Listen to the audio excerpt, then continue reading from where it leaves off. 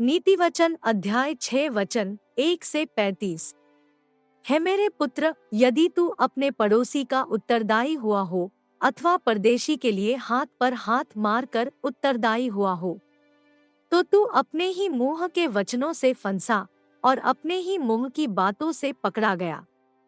इसलिए है मेरे पुत्र, एक काम कर, अर्थात तू जो अपने पड़ोसी के हाथ में पड़ चुका है, तो जा उसको साष्टांग प्रणाम करके मना ले।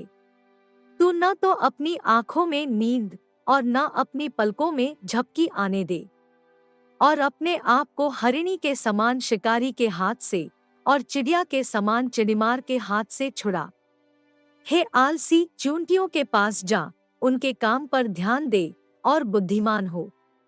उनके न तो कोई न्यायी होता है, न प्रधान और न प्रभुता करने वाला, तो भी वे अपना आहार धूपकाल में संचय करती है और कटनी के समय अपनी भोजन वस्तु बटोरती है। हे आलसी, तू कब तक सोता रहेगा? तेरी नींद कब टूटेगी?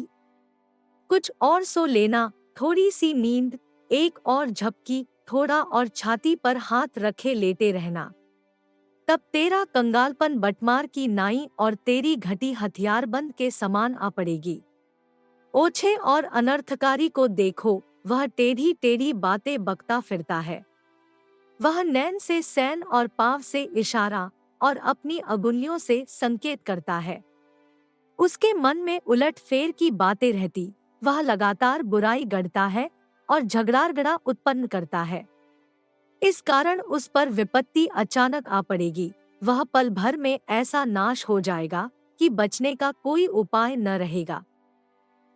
वस्तुओं से यहोवा बैर रखता है, वरन साथ है जिनसे उसको घृणा है, अर्थात घमंड से चढ़ी हुई आंखें, झूठ बोलने वाली जीभ और निर्दोष का लोहू बहाने वाले हाथ, अनर्थ कल्पना गढ़ने वाला मन, बुराई करने को वेग दौड़ने वाले पाँव, झूठ बोलने वाला साक्षी और भाइयों के बीच में झगड़ा उत्पन्न करने वाला मनुष्य। हे मेरे पुत्र, मेरी आज्ञा को मान और अपनी माता की शिक्षा का न तज। इनको अपने हृदय में सदा गांठ बांधे रख और अपने गले का हार बना ले। वह तेरे चलने में तेरी अगुवाई और सोते समय तेरी रक्षा और जागते समय तुझसे बातें करेगी। आज्ञा तो दीपक है और शिक्षा ज्योति, और सिखाने वाले की डांट जीवन का मार्ग है, ताकि तुझको बुरी स्त्री से बचाए और पराई स्त्री की चिकनी चुपड़ी बातों से बचाए। उसकी सुंदरता देखकर अपने मन में उसकी अभिलाषा न कर, वह तुझे अपने कटाक्ष से फंसाने न पाए।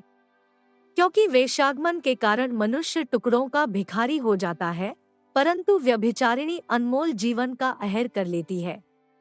क्या हो सकता है कि कोई अपनी छाती पर आग रख ले और उसके कपड़े न जले? क्या हो सकता है कि कोई अंगारे पर चले और उसके पाँव न झुलसे?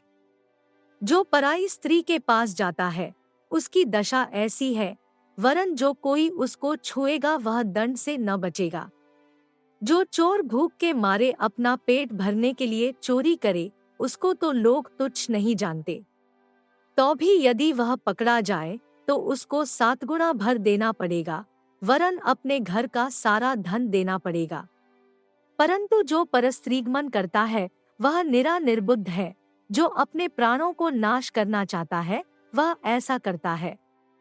उसको घायल और अपमानित होना पड़ेगा और उसकी नामधराई कभी न मिटेगी।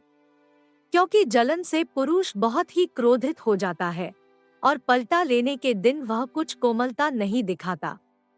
वह घूस पर दृष्टि न करेगा, और चाहे तू उसको बहुत कुछ दे तो भी वह न मानेगा। नीति वचन अध्याय 6 वचन 1 से 35।